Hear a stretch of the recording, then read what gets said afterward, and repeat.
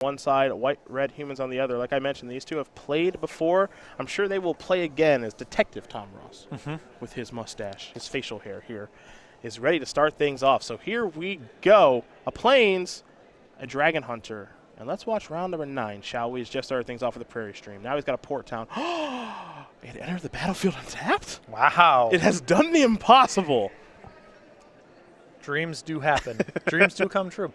Something that could be good for humans going forward, if Spell Queller is as popular as you'd expect, people should probably be moving away from Languish and more to the 5-mana sweepers. Languish is one of the best cards in the format, maybe the best card in the format against mono white humans, and the difference between a 4-mana sweeper and a 5-mana sweeper is huge. And there's a clash of wills to take care of the 3-man Inspector, but the Kithian did get to slide through. Now Jeff will just play an island and pass the turn back over to the boss. He'll draw. It's an Expedition Envoy. Now remember, Spell Queller is a 2-3, so attacking here is a little bit risky. And we saw that certainly show up last round when Todd Anderson played against the daddy, Kevin Jones.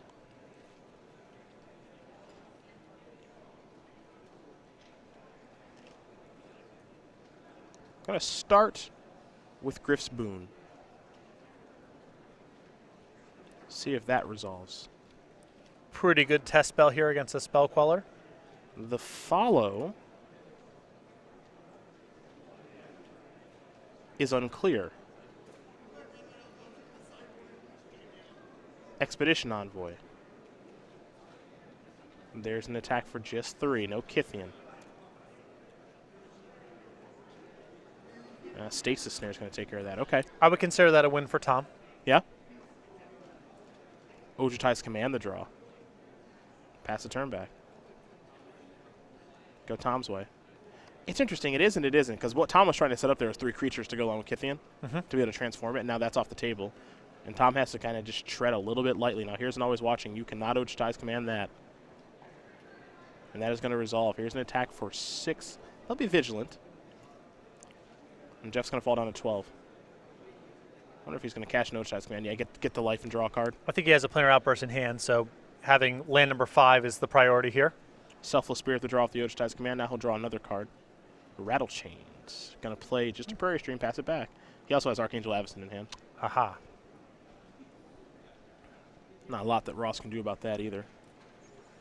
Well, he has another Griff's Boon in hand, so he can make one of his attackers a 4-power flyer. Or he could just only send in Kithian, and still has the 3 mana left to make it indestructible. It's true. If he takes a Kithian out, that's his entire turn. Right. Archangel Avacyn being a 4-4, Kithian being a 3-power creature.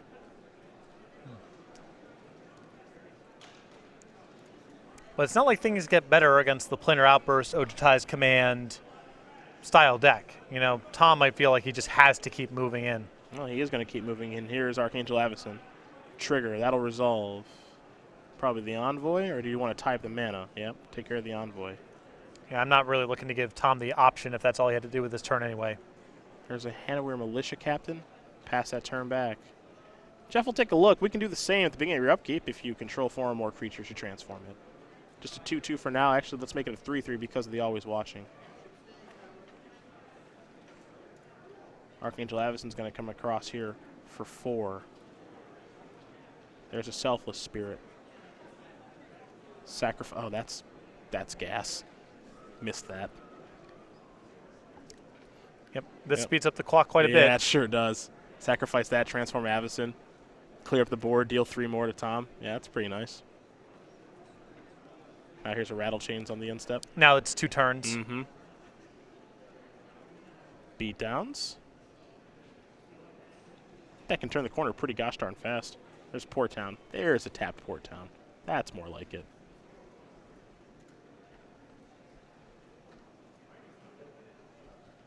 Don't think Tom has a way out of this one. Here's a Thayu's a Tenant. Still going to keep soldiering on. Yeah, well, you can play Griff's Boon. Play that to block. There's an Archangel Avacyn. Trigger. And he's going to finish things off that way. Well, I guess actually Tom attacked, so block, attack, kill you. That's going to do it.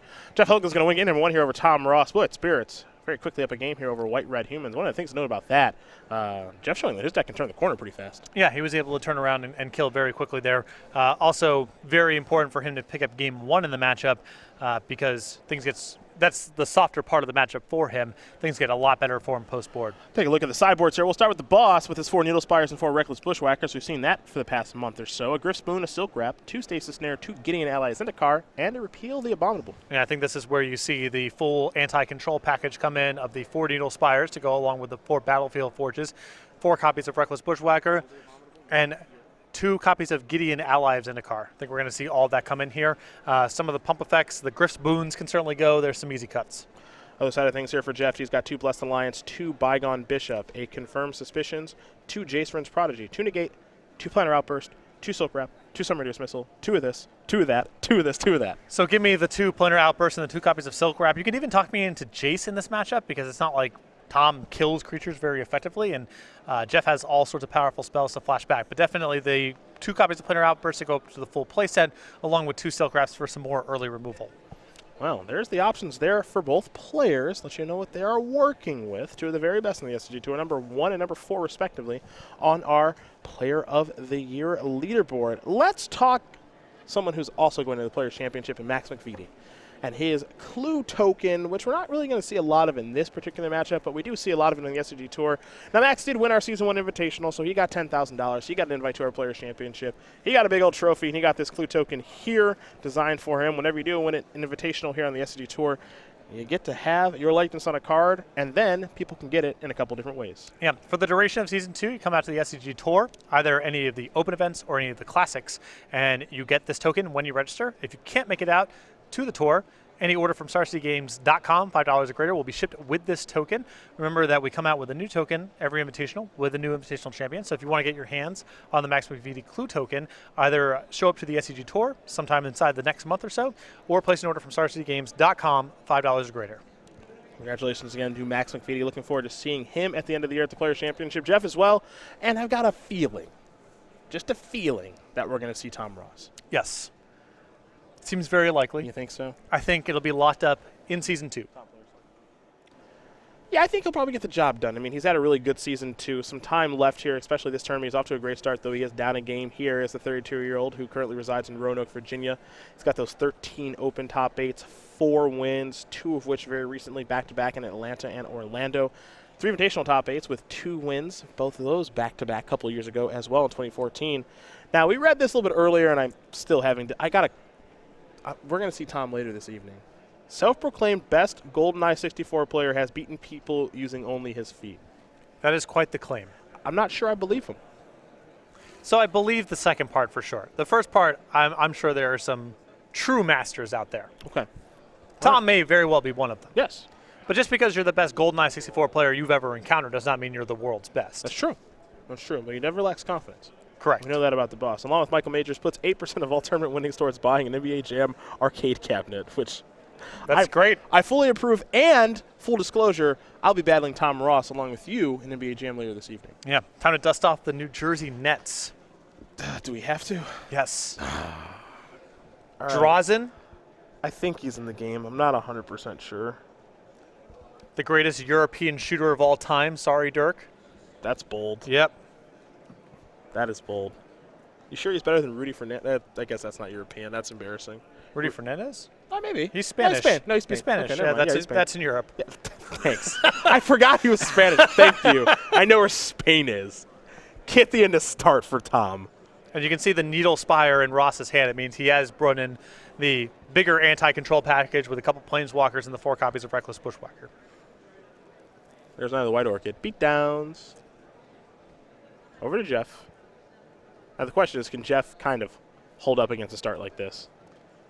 There's a Silk Wrap. Well, it's a good start. Removal spells timely. Anointed Champion's the draw there for Tom Ross.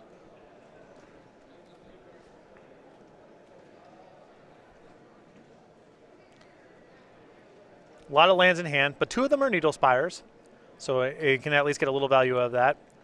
Particularly valuable if Jeff taps out for some sort of sweeper. As always, watching. In for 3. Pass the turn back. And a little bit of an awkward turn there. I think in normal circumstances they would prefer to play Anointer of Champions plus a Needle Spire, but I think he wants to get the always watching in play while there isn't an opportunity for Jeff to spell Queller it. It's so good. Yeah, it's just worth too much. Here's 3 more. There's Anointer. Would you like to Spell Queller this? I believe the answer is maybe. Yep. Can't get too greedy. It's on Tom's radar. He's not going to let himself get blown out by it. So if you got an opportunity to just cast it because you're going to cast it anyway, might as well get a spell on the way out. Other Knight of the White Orchid, Needle Spires, kick it back over to Jeff. Jeff has land 4. It's Port Town. Reveal an island. Now Tom has to be a little bit wary here. You do wonder if he knows that Jeff has Planar Outburst or not. Now Jeff has access to 4 throughout his 75. He has 1 in his hand right now. But I think that Tom doesn't even have another creature to play. I think the last card in his hand is just a Needle Spire. So he can keep shipping in these 3/3 first strikers. Jeff really can't block. And he can naturally play around the Planar Outburst by Needle Spire in conjunction with Always Watching. Very true. Spellcaller is going to block right away. 3 damage will be dealt. Well, now he knows. Yeah. He didn't know before. He knows now. Yeah, that's weird. The jig is up. Oh, and Tom just picked up a Gideon, which is excellent. Here as a that's good. post-Planar Outburst pickup. Now he's got to think, does Jeff have a counterspell in his hand? And this is really great because it's very likely if Jeff had counterspells like Clash of Wills, he's probably cut him post-board. If Jeff wants to tag this with a Spell Queller, that's fine because it seems so likely that Jeff's play here after that chump block is to untap and play Planar Outburst. Now here's what's also interesting because, okay, Tom just played Gideon, plus it, pass, plays Needle Spires, which means he can activate the Needle Spires that he has. Yeah, so, I mean, Planar Outburst just leaves him dead on board. board. It does nothing. Right. Planar Outburst actually just does flat nothing, so Jeff doesn't have to show it. So you wonder if Tom knows that he has it. Now, the way that Tom sideboarded, it leads me to believe that, yes, I'm expecting it. Yeah, and also Jeff's just no reason chump block with the Spell Queller there, I think is too loud of an indicator. Yeah. You kind of pick up on some of that stuff when you're playing really high-level Magic like these two are, and Jeff is going to try to conceal the information, but Tom has already sideboarded in a way where he's saying, I know you have to have these kind of cards to beat me. Also, think about Game 1. Jeff showed 2 copies main deck of Avacyn. That's representing a much bigger build with a lot more lands than you might typically associate with a build like this. So it makes sense that he would go to 5-6 mana sweepers for matchups like this. It's very true. You see the stuff that each player does have access to. Now, the big difference here is that Jeff's on the play, and I think that plays a big role in things. Well, on the play there, Tom was able to sneak an Always Watching onto the battlefield. That meant his Knight of the White Orchids were 3 power first strikers, and Spell Queller really couldn't do anything. On the play, on Jeff's side, he can protect himself from that, and then he has a 2/3 flyer against a bunch of 2/2 first strikers. It's a big deal. Well, as these players do get ready here for game number 3, you can certainly chime in and join the conversation over in the feature match area on Twitch, where we have our, of course, exclusive subscribers only chat, custom emoticons and badges, and best of all, you at home get to decide the quarterfinals. So once we do finish round number 15, we take that hour-long break. Halfway through that break, you actually get to decide what the quarterfinal matchup will be and vote. But the only people who can do that are those that are joined to the feature match area, $4.99 a month, twitch.tv/SCG Live. Become a member of our Twitch subscription program. So we get ready here for game number 3 between Jeff Hoogland and Tom Ross, number 1 and number 4 respectively, on the SCG Tour Player of the Year leaderboard. For Jeff Hoogland, it's been one hell of a year for the 25-year-old from Bloomington, Illinois. 15 open top 8s, 1 invitational top 8, no wins yet in his career. But the stay-at-home dad with 2 awesome sons who are going to be future Magic players, and the man who knows a lot about mathematics, has really showed that, maybe 2014 was a year where he did a lot of work in the IQ circuit to qualify. 2015, he didn't have a great year, but 2016, he has shown that he's one of the very best that we see here on the SCG Tour. Yeah, and I think the badge of legitimacy is something that Jeff is really going for. I think he wants that Player of the Year as a validation for the work that he's put in, for his tournament success in competitive fields, not just in these relatively anonymous IQs, but in the Opens, in the Classics against the best competition on the SCG Tour. What you can't see right now is Todd Anderson is kind of hanging out watching this match. Todd actually picked up a loss last round, so he's going to fall to 7-2 going into day number 2. Still a fine day 1. Absolutely. Very much in top 8 contention, would be top 8 number 312 for Todd. I think that's what the graphic says. Yep. You see Chris Anderson doing battle against Kyle Bogmees there in the background. To the Midwest's finest. Absolutely. I believe that's Indiana versus Michigan. That's correct. Yeah. That's correct. Both inferior to Ohio, but that's neither here nor there.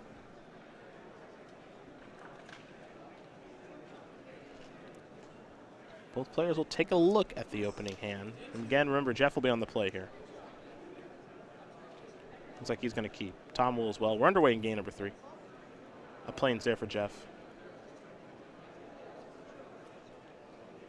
Plains for Tom. He'll start it off with a Town Gossip Monger. Jeff with the plains. Selfless Spirit over to the boss. Does he have land number 2? It's a Needle Spires. So the answer is yes, but it's not a land in there. It's the battlefield untapped. Another Town Gossip Monger.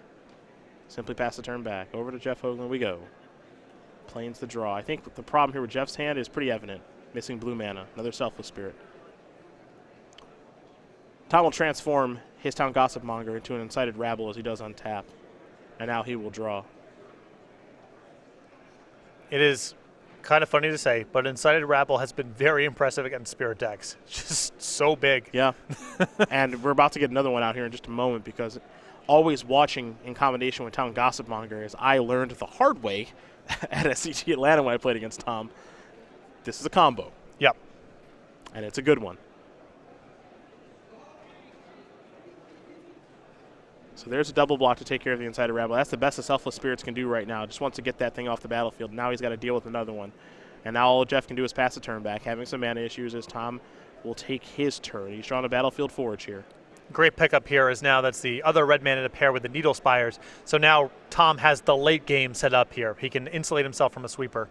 There's a Thalia's Lieutenant. Here's a Reckless Bushwhacker. Oh. This is a lot of damage. Hoodalally. Looks like 9. Actually, more than that. Excuse me. A lot more than that. Yeah, 3, 4, 5, 6, 7, 8, 9, 10, 11, 12 is my count. Yeah, it's a little more than 9.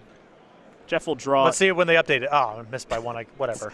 It's an island, and he's all done. Tom Ross going to win this match here over Jeff Hoogland, 2-1. White-Red Humans will take care of Blue-White Spirits for Tom. It's 8-1 start with the deck that he has been crushing people with for a little over a month for Jeff. It's still a very fine day 1, but in spots like this, 8-1 versus 7-2 is a world of difference. It changes how you are going to approach day 2 a little bit, but also, from a mental standpoint, being 8-1 and walking out the door beating Tom Ross, a lot different than being 7-2 and walking out the door with a loss. Especially with Jeff picking up game 1 there, you had to feel pretty comfortable with him going up to the full play set of Planar Outbursts alongside the Silk Reps. But Tom's sideboard came to bear there, and that's something that I really like about his deck. You look at 4 Needle Spires and you say, is this a reasonable allocation of sideboard slots?